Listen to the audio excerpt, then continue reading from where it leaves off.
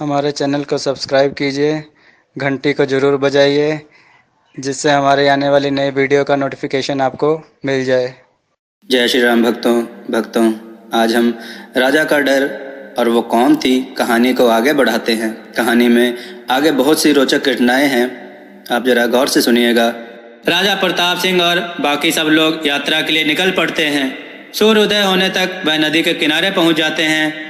पहाड़ियों से उगता सूरज बहुत ही सुंदर लगता है। चारों तरफ हरियाली और बीच में बहती नदी बहुत ही मनोरम दृश्य है। सैनिक देखकर कहते हैं, हमें तो यहाँ तक आना पहली बार संभव हुआ है। दूर देखने से ऐसा लग रहा था पहाड़ियों के सामने एक छोटी सी नदी है।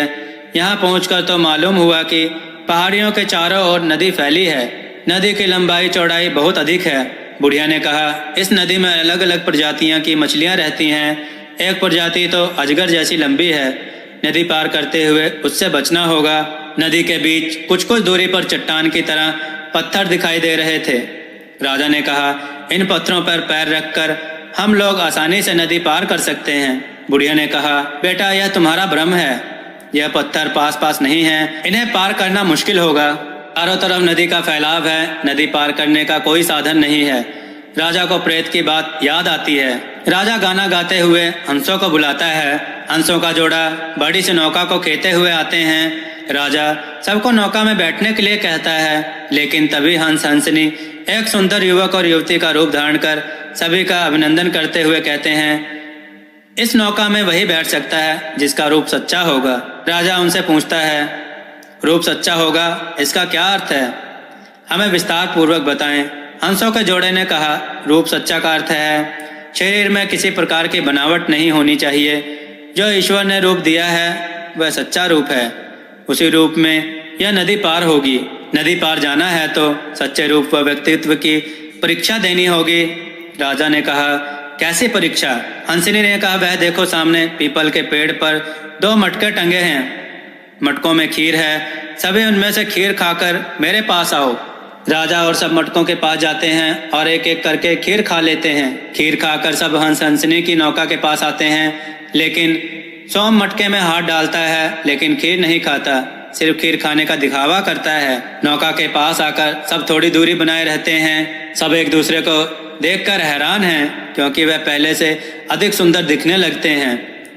सभी एक दूसरे को देखकर बहुत खुश हैं और एक दूसरे की प्रशंसा करते हैं। सोम उन सब की बातों में शामिल होते हुए कहता है, देखो हम सब के रूप में थोड़ा बदलाव है। देखो हम सब की त्वचा पहले से अधिक सुंदर हो गई है। राजकुमारी रूपा कहती है, लेकिन सोम तुम बिल्कुल नहीं बदले। फिर रूपा इधर उधर देखते हुए बोली, पर बुढ़िया जादूगरनी कहाँ है? वह दिखाई नहीं दे रही। सब इधर उधर बुढ़िया जादूगरनी को ढूंढने लगते हैं, पर बुढ़िया कहीं दिखाई नहीं दे रही। हंसनी कहती है, वह पेड़ की ओट में कौन छुपा है? राजा जाओ, पेड़ की ओट में छुपा हुआ है तुम्हारा खोया हुआ सदस्य। वह असली रूप में हमारे सामने नहीं आना चाहता। जाओ तुम उसे यहाँ लेकर आओ। राजा म्यान से तलवार निकालकर आगे बढ़ता है। जैसे ही वह पेड़ की ओट में जाता है, वह देखकर चकित हो चिल्लाता है, तुम यहाँ? वह तलवार उसकी गर्दन पर रखते हुए कहता है, मैं तुम्हें नहीं छोड़ूंगा। सभी भागते हुए राजा की तरफ आते हैं और उसे पूछते हैं, राजा क्या तुम इसे जानते हो? हाँ मैं इसे जानता हूँ, इसी ने मेरा सुख चैन छीना है। मैं अपने राज्य से इसी के कारण अलग हुआ हूँ। यह वही है जो मुझे जंगल की बस्ती में मिली थी। यह वही है जो पक्षी का रूप धारण करती है। मुझे नहीं पता इसका सच क्या है। खग इसे जिन कहता है। यह सोम की बहन है। इसने मुझे अपने आप को मेरी दादी के रूप में मिलवाया। सच क्या है मैं नहीं जानता। सोम तुम सच बताओ। सोम कोई उत्तर नहीं देता। वह स्त्री बोली, नहीं नहीं राजा, मैं वो नहीं हूँ। तुम्हें कोई गलत फहमी हो रही है। मैं वास्तव में ही तुम्हारी दादी हूँ। बस खीर खाते ही अपने असली रूप में आ गई हूँ। हमारे ऊपर उम्र का कोई प्रभाव नहीं पड़ता। यह मेरा असली रूप है, मुझ पर शक मत करो। हंसनी ने यही कहा था कि सच्चा व्यक्तित्व वाला मेरी नौका में बैठ सकता है। खीर खाते ही सबका असली चेहरा सामने आ गया है। आप लोगों में भी कुछ बदलाव आए हैं, लेकिन मैं जादू नगरी की हूँ, इसलिए हम पर कभी आयु का प्रभाव नहीं पड़ता। मैं बुढ़िया के रूप में इस मृत्यु लोक में रह रही थी, लेकिन खीर खाते ही असली रूप में आ गई। लेकिन राजा मैं वो नहीं तुम जो सोच रहे हो। यह तांत्रिक खग की कोई चाल है। उसने मेरा रूप किसी और को दे दिया होगा। मैंने तुम्हें कोई धोखा नहीं दिया। मुझ पर विश्वास करो। सोम राजा से कहता है, यह सच बोल रही है, यह वह नहीं है जो आप समझ रहे हो। बस इनका चेहरा मिलता है, लेकिन देखो इनकी आवाज़ और कद काठी अलग है। सोम की बातों पर विश्वास कर राजा उस स्त्री के गर्दन से तलवार हटाता है। सभी आगे नौका की ओर बढ़ते हैं। हंसनी सबको नाव में बिठाती है, लेकिन जैसे ही जादूगरनी नौका पर बैठने के लिए आगे बढ़ती है, हंसनी उसे रोक देती है और कहती है, इस नौका में देवता या फिर मनुष्य ही बैठ सकते हैं, मायावी या जादूगर नहीं। जादूगरनी कहती है, मैं सेन परिवार की कुलवधू हूँ। मैं कई साल से इस पृथ्वी लोक में मनुष्य जीवन व्यतीत कर रही हूँ। मैंने किसी भी प्रकार का जादू करके किसी को तंग नहीं किया। कृपया करके मुझे नौका में बैठने की इजाज़त दे दो। हंसनी कहती है कि मुझे इसके लिए तुम्हें एक परीक्षा देनी होगी। परीक्षा? कैसी परीक्षा? तुम अपने आंचल का टुकड़ा नदी के जल में डालो। अगर यह टुकड़ा सफ़ेद रंग के पंख में बदल गया तो तुम नौका में बैठ सकती हो। ठीक है, मैं ये परीक्षा जरूर दूंगी। और जादूगरनी अपना आंचल का टुकड़ा नदी में डालती है। टुकड़ा सफ़ेद रंग के पंखों में बदल जाता है। हंसनी कहती है, तुम नौका में बैठ सकती हो, लेकिन तुम्हें अपना नाम और लोक का पता बताना होगा। जादूगरनी कहती है, मेरा नाम रोहिणी है। अंतरिक्ष में व्योम नदी को पार कर हरे रंग का पृथ्वी जैसा जादू लोक है। मैं उसी जादू लोक से हूँ।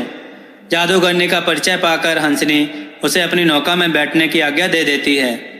उसके बैठते ही नौका चलने लगती है। सोम किनारे पर रह जाता है। सभी नौका रोकने के लिए कहते हैं, लेकिन हंस कहता है, मेरी नौका में झूठों के लिए कोई स्थान नहीं होता।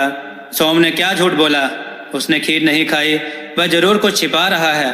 राजा ने कहा, नौका रोको, उसकी असलियत जानकर ही मैं रहूंगा।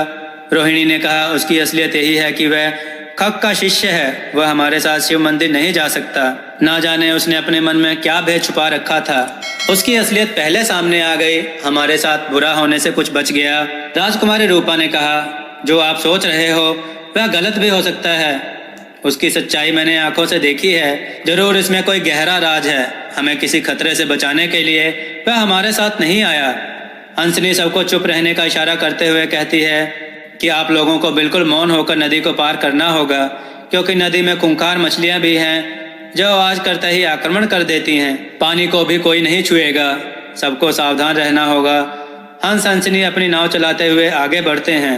आगे बढ़ने पर सब लोग सुनहरे रंग की बड़ी बड़ी मछलियां देखते हैं। मछलियां उन्हें देखकर खुशी से इधर उधर पानी में ऊपर उड़ने लगती हैं, पर हंसनी ने पहले ही सबको सावधान कर रखा है, इसलिए वह सब चुप बैठे रहते हैं। नौका नदी के बीच गहरे पानी पर है। ऊपर बगुले उड़ रहे हैं, लेकिन बगुलों पर कोई ध्यान नहीं दे रहा। तभी एक बड़ी अजगर की लंबी पूंछ जैसी मछली को देखकर राजकुमारी चिल्लाई, वह देखो कितनी बड़ी और भयंकर मछली। आवाज सुनते ही पानी में हलचल सी होने लगती है। बहुत से हाथ बाहर आकर नौका को घेर लेते हैं। फिर उनसे एक बड़ी मत्स्य कन्या पानी से निकलती है। नौका को रोकते हुए कहती है, मैं इस नदी की रानी हूँ। यहाँ नदी में रहने वाले जीवों की मैं रक्षा करती हूँ। आप लोग इस नदी में क्यों आए हो? यहाँ मनुष्य का आना मना है। हंसों का जोड़ा कहता है, वह शिव मंदिर जा रहे हैं। हम देवलोक से यहाँ नदी पार करने के लिए नौका लेकर आए हैं। आवाज करके इन्होंने तुम्हें परेशान किया, इसके लिए हम सब की ओर से माफ़ी मांगते हैं। राजकुमारी भी डरते डरते मत्स्य कन्या से माफ़ी मांगती है। राजा और बाकी सब लोग भी उससे हाथ जोड़कर माफ़ी मांगते हैं और सभी नदी पार करने की अनुमति मांगते हैं। मत्स्य कन्या देवलोक के हंसों को देखकर बहुत खुश होती है। सबका भी विवेकपूर्ण व्यवहार देखकर वह खुश है, इसलिए उन्हें आगे नौका से ले जाने की आज्ञा देती है। सभी मत्स्य कन्या का धन्यवाद करते हैं। बिना एक दूसरे से बात किए नौका विहार का आनंद लेते हुए आगे बढ़ते हैं। कुछ देर में नौका दूसरे किनारे पर रुकती है। सभी नौका से उतरते हैं और हंसों के जोड़े को नदी पार करने के लिए बहुत बहुत धन्यवाद देते हैं। हंसों का जोड़ा नौका सहित अदृश्य हो जाता है। राजा ने कहा, मंदिर पहुंचने का रास्ता कैसे तय होगा? जादूगरनी ने बताया, मंदिर तक पहुंचने का रास्ता बहुत कठिन है। एक साहसी व्यक्ति ही उसे पार कर सकता है। यह बोलता जंगल है, यह तुम्हें आगे का रास्ता बताएगा। राजा जंगल में सूखे कुएं की मुंडेर पर जाकर बैठ जाता है। उसी समय एक आवाज़ सुनाई देती है, जो कुएं के मुंडेर पर बैठा है वह कुएं के रास्ते से मंदिर पहुंचेगा और बाकी सब उड़न खटोले से मंदिर पहुंचेंगे। धीरे धीरे कुएं में पानी भरने लगता है। तभी कुएं से भरे पानी में से 2 हाथ बाहर निकलते हैं और वह राजा को उठाकर अपने में समा लेते हैं। ठीक उसी समय कुएं के सामने 2 उड़न खटोले आ जाते हैं। बाकी सभी उस उड़न खटोलों में बैठ जाते हैं। कुएं से निकले हाथ राजा को कुएं के नीचे दबे एक नगर में ले जाते हैं। नगर में बहुत कम रोशनी है। राजा हैरान है कि कुएं के नीचे एक पूरा नगर बसा है। वहां उसकी एक बहुत ही वृद्ध व्यक्ति से मुलाकात होती है। वह वृद्ध राजा को आशा भरी नजरों से देखते हुए कहता है कि बेटा, तुमने आने में कितनी देर लगा दी। मुझे ना जाने कब से तुम्हारा इंतजार था। कई साल बीत गए तुम्हारे इंतजार में। राजा आश्चर्य में वृद्ध को देखता है और पूछता है, मेरा इंतजार और वह भी कई सालों से? ऐसा क्यों? यह एक लंबी कहानी है। मैं जरूर आपकी कहानी सुनूंगा। आप मुझे अपने बारे में बताएं। पहले तुम मेरे घर चलो। राजा को वह अपने पुराने खंडर नुमा घर में लेकर जाता है। वहाँ एक कमरे में पलंग है। पलंग पर कोई चादर ढके सो रहा है। पाँव में पायल पड़ी देख राजा समझ गया कोई स्त्री है। वृद्ध राजा से कहता है, बेटा, तुम यह चादर हटा दो। राजा कहता है, मुझे लगता है यहाँ कोई स्त्री सो रही है। उसके ऊपर से इस तरह मेरा चादर हटाना ठीक ना होगा। वृद्ध कहता है, यह मेरी बेटी है। मैं तुमसे विनती करता हूँ, चादर हटाओ। पर मैं क्यों? राजा को शंका में है कि वृद्ध क्या चाहता है। वृद्ध के बार बार आग्रह करने पर राजा चादर हटाता है। चादर हटाते ही वह देखता है पलंग पर सिर कटी स्त्री लेटी है, जिसके दिल की धड़कन साफ सुनाई दे रही है और सिर धड़ से अलग है। यह देख राजा चौंक कर पीछे हो जाता है। वह वृद्ध से पूछता है, यह सब क्या है? वृद्ध बताता है, यह मेरी बेटी है, पर यह जिंदा है। इसकी यह हालत किसने की? राजा ने पूछा। वृद्ध ने कहा, मेरी बेटी की हालत उसके पति ने की है। अब तुम आ गए हो, हमारे दुखों का अंत होने वाला है। मैं तुम्हारे दुखों का अंत कैसे कर सकता हूँ? राजा ने पूछा। मेरे नक्षत्रों की गणना ने बताया था कि नगर के ऊपर बने कुएं की मुंडेर पर जिस व्यक्ति के बैठने पर नगर में रोशनी हो जाएगी, सूखे तालाब कुएं पानी से भर जाएंगे, तो समझ लेना वह व्यक्ति तुम्हें इन दुखों से दूर करेगा। जैसे ही तुम मुंडेर पर बैठे तो सूखा नगर जलमग्न हो गया। नगर में रोशनी फैल गई। तो यह संदेश था हमारे मसीहा के आने का। मैं मसीहा कैसे हो सकता हूँ? मैं तो एक साधारण इंसान हूँ। वृद्ध ने कहा, आगे की दास्तां सुनो और हमारी मदद करो। वृद्ध ने बताना शुरू किया। एक समय में यह नगर बहुत ही सुंदर था। मेरे दादाजी नगर में बहुत बड़े ज्योतिषी थे। उनमें ग्रहों नक्षत्रों को बदलने की शक्ति थी। यही विद्या उन्होंने पिताजी को सिखाई। धीरे धीरे पिताजी ज्योतिषी की कई विद्याओं में निपुण हो गए। पिताजी की ख्याति नगर के चारों तरफ ही नहीं, दूर दूर तक कई देशों में फैल गई। सीखने के लिए कई लोग आने लगे। पिताजी और दादाजी ने कभी भी अपनी पूरी विद्या किसी को नहीं सिखाई। वे अपने शिष्य को केवल इतनी ही विद्या देते थे जिसमें लोगों का भला हो सके, कोई उस विद्या से गलत फायदा ना उठा सके। पर सारी विद्याएं मुझे सिखाई और मुझसे वचन लिया कभी भी इन विद्याओं का गलत इस्तेमाल ना करूं और ना अपने शिष्यों को कभी सिखाऊं। एक दिन पवन नाम का एक युवक पिताजी के पास आया। पिताजी ने उसे विद्या सिखाने के लिए मना कर दिया, लेकिन वह शिष्य बनने की हट करने लगा। वह दिन रात मेरे पिताजी की सेवा करने में लगा रहता। धीरे धीरे वह घर के सदस्यों की तरह हमारे परिवार में रहने लगा। मेरे पिताजी की उससे बेहद अच्छी मित्रता हो गई। पिताजी और मैं पवन को ज्योतिष विद्या सिखाने लगे, लेकिन उसने मेरी बेटी को कब अपने प्रेम जाल में फंसा लिया पता ही नहीं चला। हमें बेटी की खुशी के लिए दोनों का विवाह करना पड़ा। दामाद को अपना बेटा मान लगभग सारी विद्याएं सिखा दी। जब पवन को लगा कि उसने सारी विद्याएं हमसे सीख ली हैं, तो उसने अपना असली रंग दिखाना शुरू किया। उसका हमारे प्रति व्यवहार बदल गया। फिर एक दिन हमें पता चला वह एक मायावी जादूगर है। उसने अपनी असलियत हमसे छुपाकर हमसे विद्या सीखी है। उसने हमें और नगर वासियों को परेशान करना शुरू कर दिया। पिताजी से शिक्षा लेते समय उसने यह जान लिया था कि अंतरिक्ष में नक्षत्रों को बदलकर अपने पक्ष में किया जा सकता है, जिससे वह बलवान बन संसार में अपना आधिपत्य स्थापित कर सके। वह चाहता था कि पिताजी और मैं उसकी इच्छा पूरी करने के लिए उसका साथ दें। जब हमने उसे उसके षड्यंत्र में साथ देने के लिए मना किया तो उसने हम पर उल्टा जुल्म ढाने शुरू किए और वह पूरी कोशिश में लगा रहा उससे डरकर हम उसका साथ दें। उसने पिताजी को बंदी बना रखा है। मेरी बेटी ने उसे रोका तो उसने अपनी जादुई शक्ति से सुला दिया। लेकिन जाते समय वह उसका सिर अपने साथ ले गया। जाते समय इस नगरी को इस धरती में दफन कर दिया। ऊपर से यह नगर सिर्फ कुएं के रूप में दिखाई देता है। नक्षत्रों की गणना से यह मैं जान गया था कि अब हमारा मसीहा हमें बचाने आ रहा है। राजा ने पूछा कि मैं तुम्हारी मदद कैसे कर सकता हूँ? कोई तो तरीका होगा उसे समाप्त करने का। वह इतनी विद्या में निपुण है, वह तंत्र मंत्र जानता है, वह नक्षत्रों को बदलने की विद्या जानता है, उसके पास बेहद ताकत है। मैं अकेला उसका किस तरह से सामना कर सकता हूँ? मुझ में ना मायावी शक्ति है, न ज्योतिष विद्या, तो फिर मैं कैसे?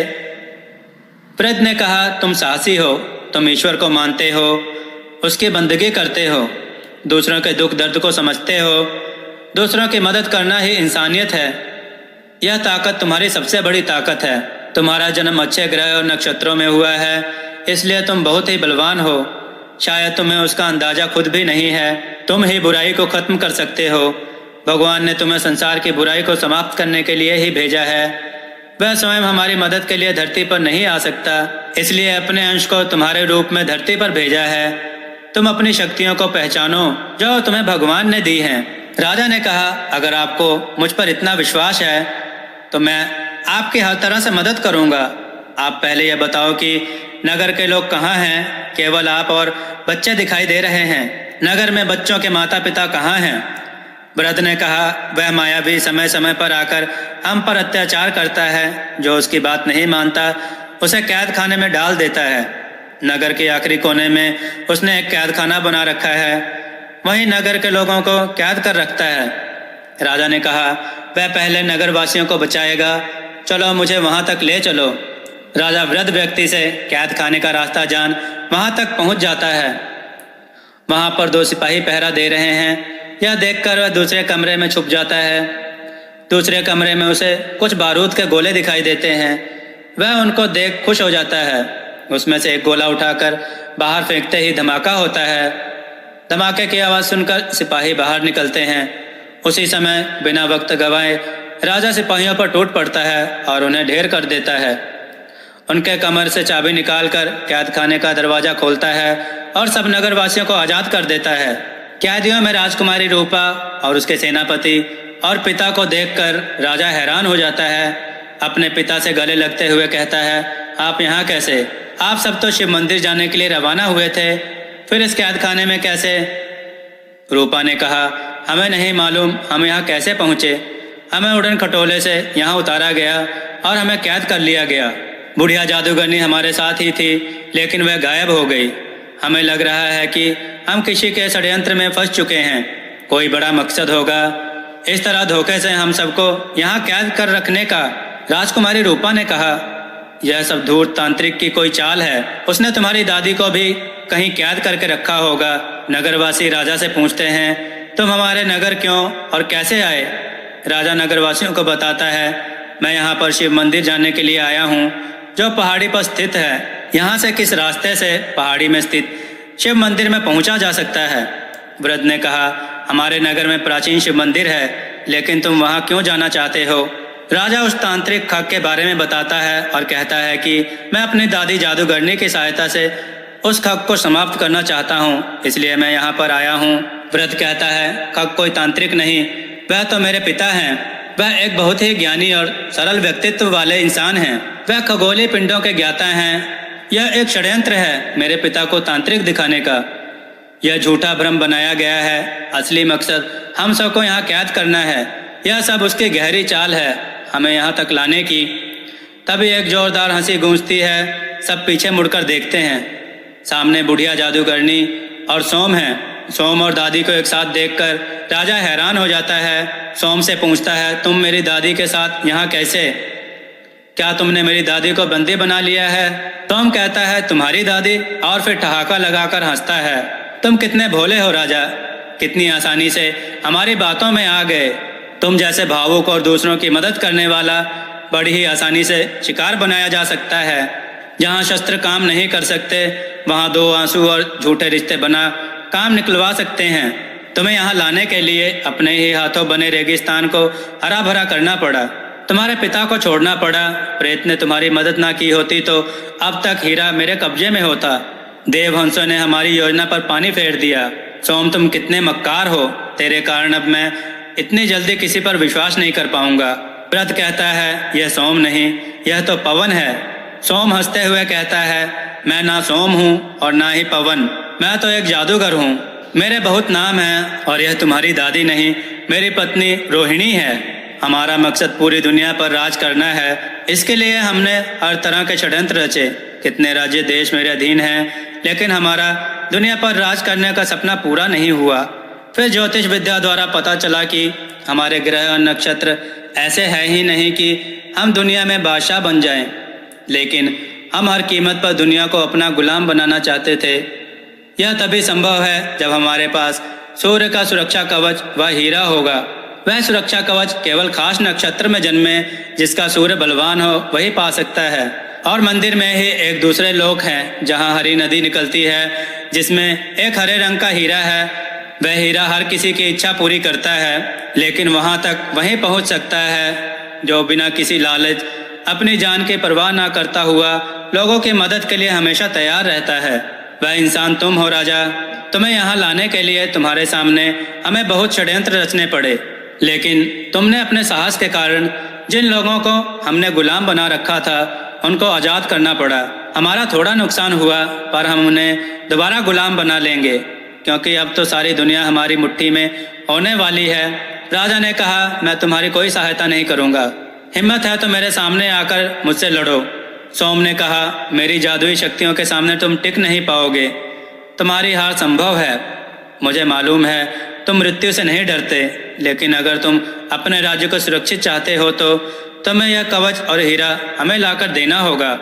राजा प्रताप सिंह के पिता ने सोम से कहा, मुझे कुछ वक्त दो, मैं राजा प्रताप को समझाता हूँ, वो तुम्हारी मदद अवश्य करेगा। प्रताप सिंह के पिता प्रताप को एक तरफ ले जाकर समझाने लगते हैं, बेटा, इनके पास बहुत सी शक्तियाँ हैं, इन्हें लड़कर नहीं, इनसे बुद्धिमानी से जीता जा सकता है। तुम कवच पाने के लिए मंदिर जाओ। मुझे विश्वास है ईश्वर तुम्हें कोई ना कोई रास्ता अवश्य दिखाएगा जिससे इनका अंत होगा। ये क्या सोचते हैं, ये षड्यंत्र रचकर तुम्हें यहाँ तक लाए हैं, बल्कि यह सब नियति का खेल है। नियति ने तुम्हें इनके अंत के लिए चुना है, इसलिए तुम इनकी बात मान लो। राजा अपने पिता की बात को सोम से कहता है, मैं तुम्हारी बात को अवश्य मान लूंगा, लेकिन इससे पहले तुम्हें इस नगर को फिर से पहले की तरह धरती से ऊपर लाना होगा। इस वृद्ध व्यक्ति की बेटी और पिता को छोड़ना होगा। जादूगर सोम ने कहा, ठीक है, मैं तुम्हारी बात मान लेता हूँ, लेकिन पहले मेरा कार्य पूरा करो।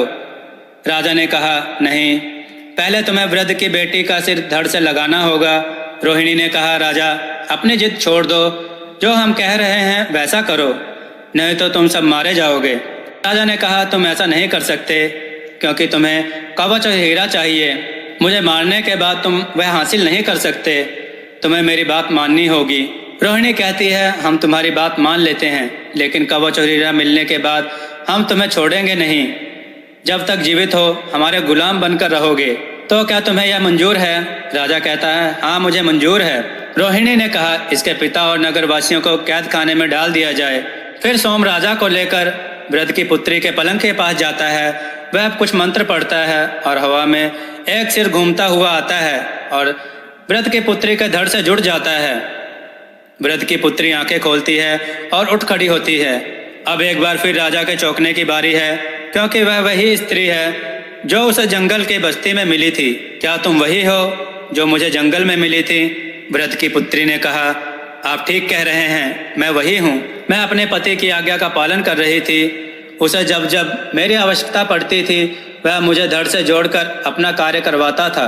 आप जैसे ना जाने कितने मासूमों को इसके कहने पर अपने रूप जाल में फंसा इसे सौंपा है। आप मुझे क्षमा करें, पर तुम्हारा चेहरा रोहिणी से काफ़ी मिलता जुलता है। वह कैसे? रोहिणी ने कहा, इसमें मेरी कोई जादूगरी नहीं, यह एक अजब संयोग है या कुदरत का करिश्मा।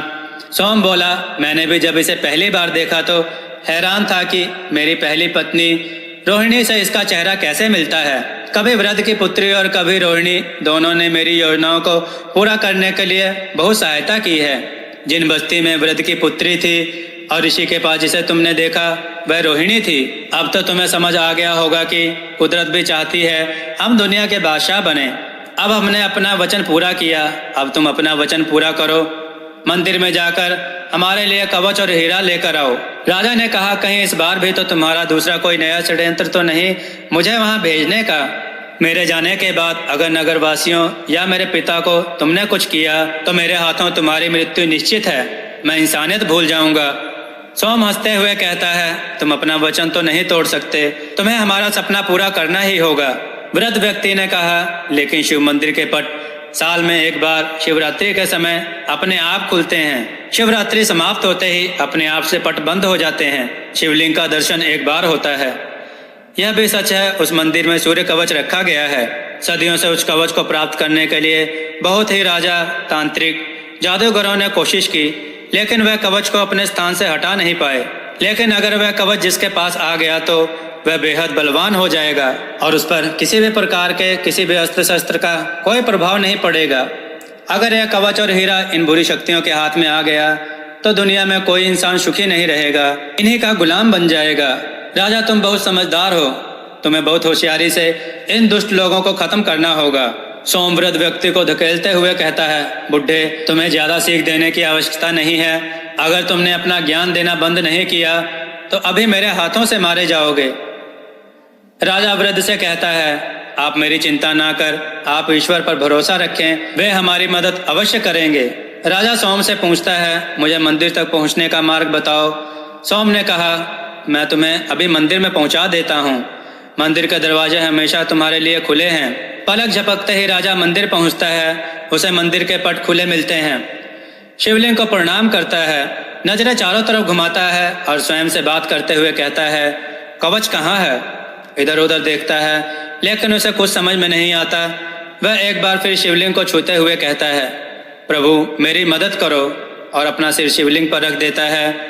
शिवलिंग पर उसका सर लगते ही सामने की दीवार खुल जाती है। सामने हवा में कवच टंगा हुआ दिखाई देता है। वह कवच लेने के लिए आगे बढ़ता है तो देखता है दीवार के उस तरफ एक अलौकिक नदी बह रही है। उसमें से हरे रंग की रोशनी निकल रही है। उसकी चमक देखते ही बनती है। राजा समझ जाता है कि यह चमक हरे हीरे की वजह से है। तभी उसे एक आवाज सुनाई देती है, तुम यह कवच पहन नदी से हीरा निकाल सकते हो। जिसके पास यह हीरा होगा वह दुनिया का बादशाह होगा। राजा कवच पहनकर आगे बढ़ता है। नदी किनारे पहुंच नदी में कूदकर उसके निचले तल तक जाकर हीरा को उठाने की कोशिश करता है, लेकिन उस हीरे की रक्षा करती हुई मछलियां राजा को घेर लेती हैं और कहती हैं, राजा तुम यह हीरा लेकर जा रहे हो, लेकिन यह केवल एक हीरा नहीं बल्कि दुनिया का सुरक्षा कवच है। तुमने यहाँ से इसे हटाया तो दुनिया के ऊपर से सुरक्षा कवच हट जाएगा और दुनिया में केवल नकारात्मक शक्तियों का वास हो जाएगा। क्या यह तुम्हें मंजूर है? राजा कहता है, मैंने किसी को वचन दिया है। बहुत से लोगों की जान खतरे में है। अगर मैं इसे लेकर नहीं जाता तो बहुत से लोग मारे जाएंगे। मैं केवल उनको झूठा विश्वास देकर आया हूँ, क्योंकि उनके झूठे अहंकार का अंत मुझसे ही हो सकता है। उन्हें लगता है कि मैं उनके लिए यहाँ आया हूँ, लेकिन दुनिया को बचाना मेरा फर्ज है। यह दुनिया का सुरक्षा चक्र है, मैं इसे यहाँ से नहीं लेकर जाऊँगा। मैं केवल उन दुष्टों को नष्ट करने का यहाँ साधन ढूंढने आया हूँ। मेरे पिता ने कहा था कि यहाँ ईश्वर मेरी मदद करेंगे। मुझे विश्वास है उन्हें समाप्त करने का कुछ ना कुछ तो जरूर इस स्थान पर मिलेगा। मछलियाँ उसे कहती हैं, उनको नष्ट करना बेहद आसान है। शिवलिंग के पास एक त्रिशूल गड़ा है। उस त्रिशूल पर चमत्कारी नींबू गड़ा है। तुम उस नींबू द्वारा बुरी शक्तियों को नष्ट कर सकते हो। नींबू द्वारा कैसे? उन्हें यह नींबू हीरे के रूप में दिखाई देगा। वास्तव में यह उनका काल है और तुम इस कवच का केवल एक बार ही प्रयोग कर सकते हो। तुम्हारे प्रयोग करते ही यह कवच स्वयं ही तुमसे अलग होकर यहाँ पर अपने स्थान पर आ जाएगा। राजा उनका धन्यवाद देते हुए नदी से बाहर आता है। शिवलिंग के त्रिशूल से नींबू लेकर मंदिर से बाहर निकलता है। सोम और उसकी पत्नी कवच में उसे देखकर खुश होती हैं और कहती हैं, हीरा जल्दी से उसे दे दो। राजा वह नींबू सोम के हाथ में रखता है। रोहिणी भी उस नींबू को हीरा समझकर छूने लगती है। दोनों का शरीर जलने लगता है। जादूगर पति पत्नी राख के ढेर में बदल जाते हैं। बुराई का अंत होता है। भक्तों, वास्तव में जो दूसरों के लिए गड्ढा खोदता है उसका अंत उसी गड्ढे में होता है। ईश्वर से बड़ा कोई नहीं। राजा कवच को अपने से अलग करना चाहता है, लेकिन कवच उससे अलग नहीं होता। वह समझ जाता है अभी बुराई संसार से समाप्त नहीं हुई है। बुराई का अंत करने के लिए यह कवच उसकी रक्षा करेगा। मंदिर की सीढ़ियों से नीचे उतरता हुआ वह नगर में पहुंचता है, मगर फिर से अपनी पहली अवस्था में राजा को देख सभी बहुत खुश होते हैं। वृद्ध की पुत्री फिर से एक बार उससे माफी मांगती है। तभी वह सुंदर पक्षी उड़ता हुआ राजा के कंधे पर आकर बैठता है और राजा को धन्यवाद कहता है और राजा से कहता है, मुझे उस जादूगरनी से बचाने के लिए आपका बहुत बहुत शुक्रिया। राजा अपने पिता को अपने साथ राज्य में वापस ले जाता है। महारानी अपने पति को जीवित देख एकदम खुश हो जाती हैं और अपने पुत्र के ऊपर गर्व महसूस करती हैं। उनकी प्रजा भी राजा प्रताप सिंह का स्वागत करती है। फिर राजा अपने घर पहुंचकर धर्म के साथ राजपाट संभाल लेता है। भक्तों, अगर आपको यह कथा पसंद आई हो तो कमेंट में जय श्री राम अवश्य लिखें और इस कथा को अधिक से अधिक शेयर करें और हमें इंस्टाग्राम पर फॉलो करें, जिसका लिंक डिस्क्रिप्शन में दिया गया है। जय श्री राम भक्तों।